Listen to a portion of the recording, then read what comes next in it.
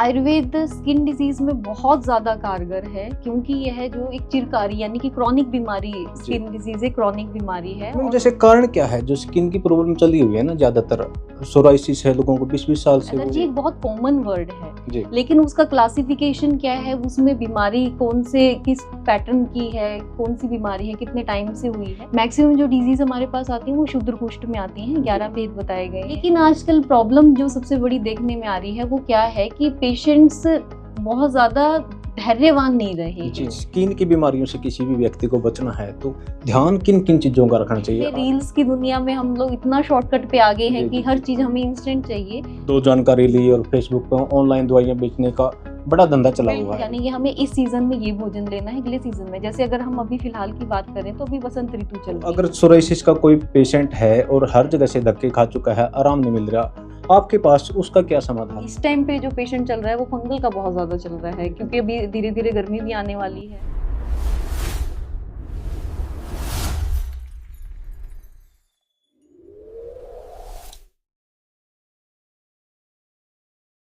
नमस्कार, राम राम। सोनू बेनीवाल के साथ चढ़ता हरियाणा देख रहे हो आप। आज अपने साथ फ्रेम में मौजूद है डॉक्टर अंजलि शिवकंद, आयुर्वेद की विशेष ज्ञाता है और आज इनसे चर्चा करेंगे। स्किन के पेशेंट दिन प्रतिदिन बढ़ते जा रहे हैं और आयुर्वेद में इसका क्या उपचार है और कितने दिनों तक ये प्रॉब्लम को ठीक कर सकते हैं। डॉक्टर साहब, बहुत बहुत स्वागत है आपके अपने चैनल चढ़ता हरियाणा पर। धन्यवाद। देखिए, स्किन की जो प्रॉब्लम है, पहले तो कोई भी बीमारी होती है हमें समझना उसके में बहुत ज़रूरी रहता है कि वो बीमारी किन कारणों से हो रही है। जी और किसी भी डिजीज़ का अगर हमें ट्रीटमेंट करना है और उसका स्थायी इलाज करना है, मात्र उसको दबाना नहीं है, तो जब तक उसके जिन कारणों से वो बीमारी हो रही है, अगर हम उनको दूर नहीं करते हैं, अपनी दिनचर्या को हम चेंज नहीं करते हैं, तो वो बीमारी का स्थायी इलाज नहीं होता है। तो अगर स्थायी इलाज करना है तो आयुर्वेद के जो प्रिंसिपल्स हैं, जो हमारी नियमित जो दिनचर्या होनी चाहिए, हमारे जो खान-पान का जो पैटर्न होना चाहिए, जब तक हम उनको में चेंजेस नहीं करते हैं, तो हम उस बीमारी को जड़ से खत्म नहीं कर पाते हैं। मैम जैसे कारण क्या है जो स्किन की प्रॉब्लम चली हुई है ना, ज्यादातर सोराइसिस है लोगों को 20-20 साल से, वो हर जगह एलोपैथ भी खा के देख लिया, होम्योपैथ भी और आयुर्वेद भी, लोग ठीक नहीं हो रहे। जी, बहुत पहली बात तो है कि जो स्किन की डिज़ीज़ है बहुत सारी टाइप की रहती हैं। आयुर्वेद में इनका 2 तरह से वर्गीकरण किया गया है, एक महाकुष्ठ होता है, एक शूद्र कुष्ठ होता है। मैक्सिमम जो डिज़ीज़ हमारे पास आती हैं वो शूद्र कुष्ठ में आती हैं, 11 भेद बताए गए हैं। जैसे आपने अभी सोरियासिस के बारे में बात की, एक कुष्ठ है, उसमें भी फिर फर्दर क्लासिफिकेशन होता है कि कुछ डिज़ीज़ेज़ ऐसी होती हैं जो कि एक-दूसरे से फैलती हैं, जैसे स्कैबीज़ है, बहुत कॉमनली घर में एक बच्चा ले आता है, ज़्यादातर पूरे फैमिली को फैल जाती है वो, तो एक-दूसरे से संपर्क से व्याधि होती है। कुछ व्याधियाँ ऐसी होती हैं जो अगर हमारा लाइफ़स्टाइल है वो अच्छा नहीं होगा तो हमें उसके बाद बन जाएगी, जैसे कि फंगल इन्फेक्शन है जो कि इस टाइम पे बहुत ज़्यादा कॉमन है और वो भी 2-2 3-3 साल ठीक नहीं होता है। कुछ व्याधियाँ ऑटो इम्यून डिज़ीज़ होती हैं, जैसे कि उसमें सोरियासिस है, वो बॉडी खुद का ही सेल्फ डिफेंस मैकेनिज़्म ही उसमें गड़बड़ हो जाता है और वो बॉडी खुद के खिलाफ ही सेल प्रोड्यूस करने लग जाती है, तो उसमें सोरियासिस की जो बीमारी है, ये बीमारियाँ होती हैं।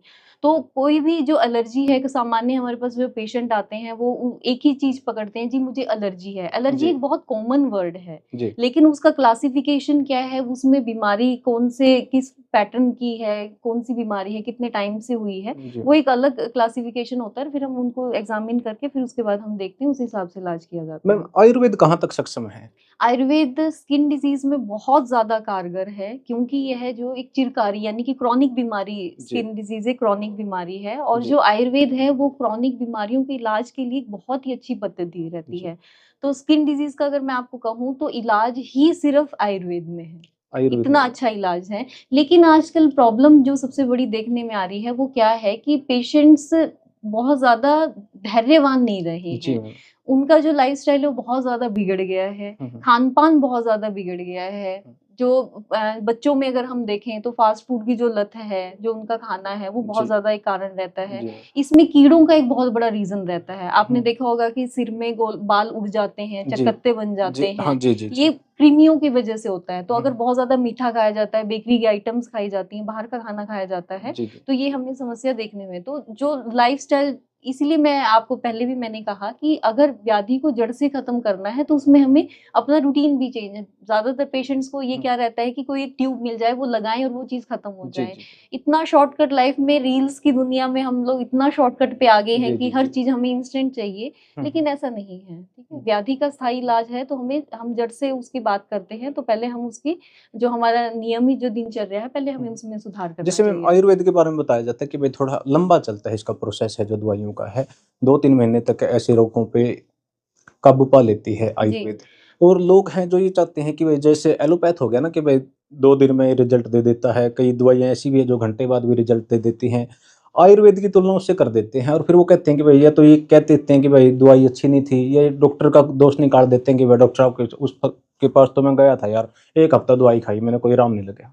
प्रॉब्लम ही यही है, हम अपना स्वयं की अपनी कमी या खामी ना देखते हुए हम दूसरे पे दोषारोपण करने के लिए बहुत जल्दी जाते हैं। प्रॉब्लम यहीं पे आती है, अगर आप अपना लाइफ़स्टाइल प्रॉपर मेंटेन करते हैं, उसके साथ में दवाइयाँ लेती हैं, तो ये दवाइयाँ भी इतना इंस्टेंट रिज़ल्ट देती हैं, इतना एलोपैथी जी। मेडिसिन भी नहीं मैम देती अगर हैं। स्किन की बीमारियों से किसी भी व्यक्ति को बचना है तो ध्यान किन-किन चीज़ों का रखना चाहिए? आज का जो मौसम चला हुआ है, जैसे मौसम परिवर्तन होता है ना, एलर्जी, छींक, दमा ऐसी बीमारियाँ भी आती हैं। जी, बिल्कुल।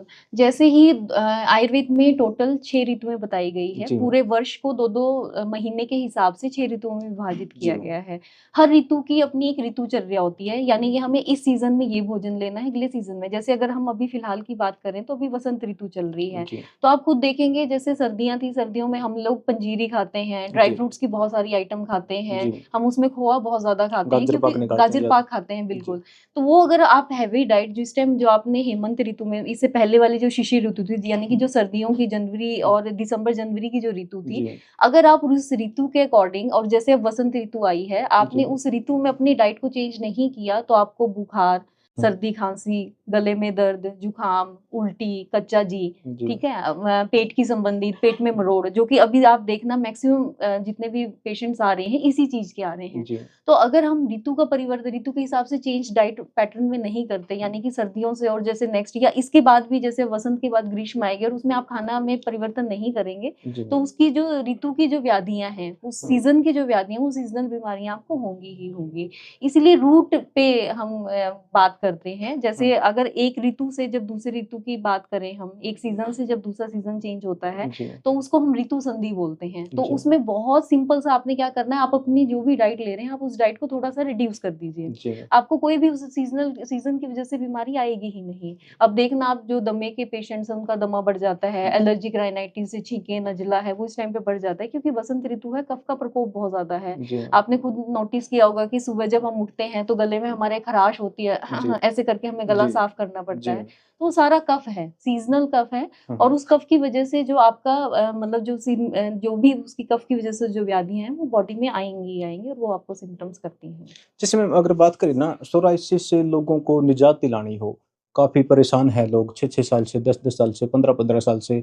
वो स्टार्टिंग में भी बात की थी मैंने, एलोपैथ छोड़ा नहीं उन्होंने, होम्योपैथ छोड़ा नहीं और आयुर्वेद छोड़ा नहीं।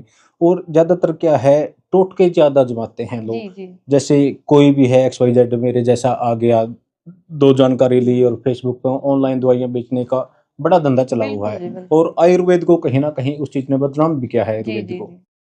तो अगर सोराइसिस का कोई पेशेंट है और हर जगह से धक्के खा चुका है, आराम नहीं मिल रहा, आपके पास उसका क्या समाधान है? जी, आप बिल्कुल सही कह रहे हैं। जैसे आप सोरियासिस के बारे में बात कर रहे हैं, तो जी, इसमें जो सबसे इम्पोर्टेंट चीज़ रहती है, वो रहता है शोधन। जी मैम। आयुर्वेद क्या बताता है जी, व्याधि कितने टाइम से है, उसकी इंटेंसिटी कितनी है, उसके हिसाब से हम ट्रीटमेंट करते हैं। जी मैम। अगर व्याधि नवीन है, अभी हाल-फिलहाल में हुई है और हुँ, बहुत ज़्यादा स्प्रेड नहीं हुई है, फैली नहीं है, तो हम सिर्फ़ उसमें सिंपल मेडिसिन्स देंगे। जी, लेकिन अगर व्याधि बहुत लंबे टाइम से है, चिरकारी व्याधि है, तो हम उसमें शोधन कर्म करते हैं। जी मैम। शोधन में पंचकर्म किया जाता है जी।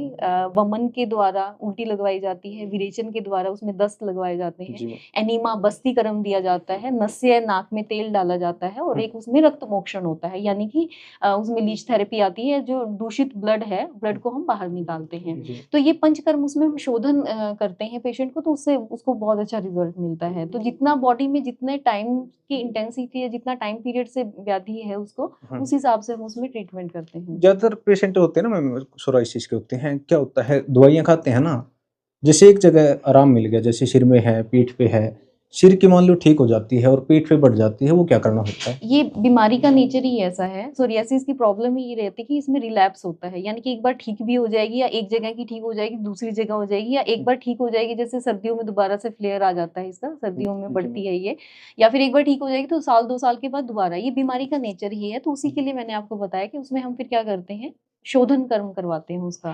तो बॉडी को अंदर से क्लीन, देखिए जो एक्यूट इन्फेक्शन है, कोई किसी चीज की वजह से कोई एक्जिमा बन गया, डर्मेटाइटिस हो गई है, उसमें तो लोकल एप्लीकेशन काम करता है। लेकिन जैसे आपने सोरियासिस की बात कर रहे हैं, वो बीमारी क्या है, वो अंदरूनी बीमारी है। मैंने आपको बताया कि ऑटोइम्यून डिजीज है, उसमें सेल्स ही विकृत हैं, तो उसमें अंदर से हमें क्लीन करना पड़ता है। उसमें लोकल पैच के ऊपर आप बहुत कुछ लगा लें तो वो बहुत ज्यादा लाभ नहीं देता है, बॉडी को अंदर से क्लीन करना रहता है। मैम जैसे कई बार क्या होता है, पेशेंट को पता नहीं होता कि भाई स्किन प्रॉब्लम है, एलर्जी है, खारिश करते रहते हैं ऐसी, मतलब हल्के में ले लेते हैं और फिर वो धीरे धीरे ज्यादा बढ़ जाती है। एलर्जी के स्किन प्रॉब्लम के लक्षण क्या होते हैं, कैसे पता करे एक आम व्यक्ति? ज़्यादातर तो देखिए खुजली है, ठीक है? पेशेंट बहुत ही इरिटेटिंग सिम्पटम रहता है, खुजली ज़्यादातर रोगियों से सहन नहीं होती है। तो मेन लक्षण तो उसका आता है, या फिर उसमें कोई चकत्ता बनता है, कोई दाने बनते हैं, या दाफड़ बन जाते हैं, या उसमें मेन तो जो इसका सिम्पटम है, लालीपन आ जाता है, कई-कई वहाँ पे किसी-किसी में मोटी गाँठें वाली फुंसियाँ बन जाती हैं। तो वो उसमें कोई भी दाना, दाफड़ या ख़ारिश है, उससे पेशेंट सँभाल ही लेता है, क्योंकि ये जो खुजली है जी, वो इटसेल्फ बड़ा ही इरिटेटिंग सिम्पटम रहता है, तो पेशेंट सहन नहीं कर पाते हैं, तो मैक्सिमम पेशेंट्स खुजली वाले तो हमारे पास आ ही जाते हैं, समय रहते ही आ हाल जाते फिलहाल हैं। स्किन की अगर बात करें तो किस प्रकार के पेशेंट आते हैं मैम आपके पास? अभी इस टाइम पे स्कैबीज़ के पेशेंट काफ़ी हैं, फंगल इन्फेक्शन बहुत ज़्यादा है, वो हमेशा ही रहता है, एक्ज़िमा रहता है, एक्ज़िमा हाथ-पैरों का रहता है। अभी उसके जो इस टाइम पे जो पेशेंट चल रहा है, वो फंगल का बहुत ज़्यादा चल रहा है, क्योंकि अभी धीरे-धीरे गर्मी भी आने वाली है, अभी मौसम चेंज हो रहा है, तो जो रिंगवर्म्स हैं, दाद हैं, वो इस टाइम पे पेशेंट बहुत ज़्यादा आ रहे हैं। और इसमें जो इचिंग है, खुजली है, वो बीमारी की वजह से भी हो सकती है, स्किन की बीमारी की वजह से भी हो सकती है, और कई बार क्या होता है, कोई इंटरनल डिजीज है, लीवर संबंधित अगर उसको बीमारी है, तो भी इचिंग का सिम्पटम, उसमें आपको शरीर में कोई सिम्पटम नहीं मिलेगा, कोई दाना दाफड़ कोई दाद वगैरह नहीं मिलेगा, लेकिन उसमें क्या होगा कि आपको बॉडी पेशेंट को फिर भी इचिंग बहुत ज्यादा महसूस होएगी, या फिर किडनी से रिलेटेड प्रॉब्लम्स में भी इचिंग होती है, तो वो भी हमें कई बार हमें आइडेंटिफाई करना रहता है कि या फिर जैसे डायबिटीज के पेशेंट, शुगर का रोगी है, और उसमें भी क्या होगा कि उसको कोई दाना दाफड़ बन जाएगा, जख्म बन जाएगा, वो हील नहीं होगा, या उसको भी ईचिंग हो जाती है, या मोटी-मोटी फुंसियाँ निकल जाती हैं और वो हील नहीं होती हैं। तो उसमें भी पता लग जाता है हमें कि मतलब उससे फिर हम, अगर पेशेंट ठीक नहीं हो रहा है और रिकरेंस होती रह रही है, तो इन्वेस्टिगेशन करवाते हैं। तो ये सिर्फ़ एक स्किन का जो खुजली है, स्किन का सिम्पटम नहीं है, ये अन्य शरीर की जो व्याधियाँ हैं, उनका भी सिम्पटम है। और इसमें भी मैं 1-2 चीज़ और बताना चाहूँगी, क्योंकि हमारे जो आजकल के रोगी हैं, उनको इन बातों में बहुत ज़्यादा इंटरेस्ट नहीं रहता। उनको टोटका चाहिए, उनको नुस्खा चाहिए, है ना? तो जैसे अगर हम ईचिंग की बात करें, तो ईचिंग में 1-2 चीज़ें हैं जो कि हम घर पे करके देख सकते हैं। अगर आपको कोई बहुत गहरी मतलब कोई बहुत गंभीर बीमारी नहीं है, तो अगर लोकल कई बार सिंपल सुपरफिशियल इन्फेक्शन हुआ रहता है, तो इनसे आपको लाभ होगा। जो खुजली है वो 2 तरह की रहती है, कि जैसे सर्दी, आपने देखा होगा कि सर्दियों का मौसम शुरुआत होता है तो स्किन ड्राई हो जाती है, तब भी खुजली होती है। तो उसमें तो सिंपल आप कोई भी, जैसे नारियल का तेल है, देसी कपूर मिला के उसमें आप उसमें मालिश करते हैं, तो आपको उससे भी लाभ मिलता है। कई बार क्या होता है कि बॉडी पे दाने, रैशेज़ वगैरह, लाली आई हुई होती है स्किन, तो उसमें आप क्या कर सकते हैं, जैसे आपके मसूर की दाल है, मसूर की दाल को आप दूध लेके दूध में पेस्ट बना लीजिए उसको, और उसके अंदर कोई भी जो कड़वा चूर्ण, जैसे हमारा नीम का चूर्ण जो कि बहुत कॉमनली और फ्री में अवेलेबल है, हमारे आसपास बहुत रहता है, या फिर त्रिफला का पाउडर आप ले सकते हैं, उसको मिक्स करके रबिंग कीजिए बॉडी पे, ठीक है? रबिंग करके उसको मालिश अच्छे से करते रहिए, और उसको 10 एक, जब अच्छे से रबिंग हो जाए, 5-10 मिनट थोड़ा लेप लगा के छोड़ दीजिए, जब बॉडी ड्राई हो जाए, सूख जाए, तो उसके बाद नहा लीजिए। तो 4-5 दिन में देखेंगे कि अगर लोकल और सुपरफिशियल इन्फेक्शन है, तो उसमें राहत मिलती है। तो एक बड़ी सिंपल सा तरीका है कि जो आप इचिंग के लिए घर पे कर सकते हैं। मेरा ये लास्ट ही सवाल आपसे, मौसम का कितना महत्व रहता है? बहुत ज्यादा महत्व रहता है जी। आयुर्वेद में जो भी व्याधि है, वो 3 दोषों से उत्पन्न होती है, वात, पित्त और कफ। और जो हमारे सीजन्स हैं, सीजन की हम जैसे बात कर रहे थे, उसमें भी हर ऋतु में अलग अलग दोष बढ़ता है। वो स्वाभाविक स्तर पर ही बढ़ता है। जैसे मैंने भी कहा कि अभी जो कफ है वो बढ़ा हुआ है इस टाइम पे, तो कफ प्रिडोमिनेंट सिम्टम रहते हैं। ऐसे ही जो ग्रीष्म ऋतु है और जो शरद है, शरद ग्रीष्म में गर्मी होने के कारण और शरद आगे जो अक्टूबर का महीना दिवाली के आसपास का सीजन है, वहां पर बॉडी का नेचुरल पित्त बढ़ जाता है। तो उसकी वजह से जो स्किन की बीमारियां हैं, आप देखना उस मौसम में फोड़े फुंसियां बहुत ज्यादा बढ़ जाएंगे। तो पित्त की जो व्याधियां हैं वो अपने आप में ही बढ़ जाती हैं। तो सीजन का इफेक्ट बहुत ज्यादा रहता है। या जैसे फंगल इन्फेक्शन है वो नमी में बहुत ज्यादा बढ़ता है, या सोरियासिस की बात करें तो वो सर्दी में बहुत ज्यादा है। तो बीमारी का दोषों के हिसाब से है, जिस दोष की जो व्याधि है, जो सीजन होगा उसमें वो बढ़ता ही बढ़ता है। अंत में हरियाणा चढ़ता हरियाणा दर्शकों को क्या मैसेज देना चाहोगे मैम आपकी तरफ से, आ, और आप मिलते कहाँ हो जी और बता दो। जी, मैं doctor Anjali Shaukat civil hospital में 16 नंबर कमरे में मैं यहाँ बैठती हूँ। स्किन से संबंधित आपको कोई भी प्रॉब्लम हो तो यहाँ पर आए। किसी भी प्रकार का शॉर्टकट ना अपनाएं, अपने स्वस्थ जीवन शैली आप बनाए रखें। आप अपनी जो आपका दिनचर्या है उसको मेंटेन करिए। स्किन की इम्यूनिटी अगर अच्छी होगी, देखिए जो एक रोटी है, रोटी पे फंगस 3-4 दिन की रोटी बाहर रखी रह जाए तो वो फंगस पकड़ती है। स्किन का भी सेम है जी, स्किन की भी बॉडी की भी इम्यूनिटी है। अगर बॉडी की इम्यूनिटी अच्छी होगी, स्किन की इम्यूनिटी अच्छी होगी, तो वो फंगस नहीं पकड़ेगी या वो कोई भी उसमें व्याधियां नहीं होंगी, अगर वो अच्छा उसकी जो दोष धातु हैं वो अच्छे बने होंगे। तो जो सबसे ज्यादा इसमें इम्पोर्टेंट क्या है, आपका रूटीन क्या है, आप क्या खा रहे हैं, सोच समझ कर खाइए, उसी ने आपका शरीर बनाना है। अपने स्वास्थ्य का ध्यान रखिए। धन्यवाद। धन्यवाद, आपने इतना कीमती टाइम निकाला। तो आप देखते रहिए चढ़ता हरियाणा। अगले शनिवार मिलते हैं एक नई बीमारी के साथ डॉक्टर अंजलि शौकत जी के साथ, और एक हर शनिवार को अपना नया एपिसोड आएगा डॉक्टर अंजलि शौकत जी के साथ हर बीमारी को लेकर। अगर आपको भी कोई परेशानी है, कोई प्रॉब्लम है, किसी बीमारी से ग्रस्त हैं, तो आप कमेंट करके अपनी राय जरूर दीजिए ताकि अगला एपिसोड आप उस बीमारी पे कर सकें। तो धन्यवाद, राम राम, जय जवान जय किसान।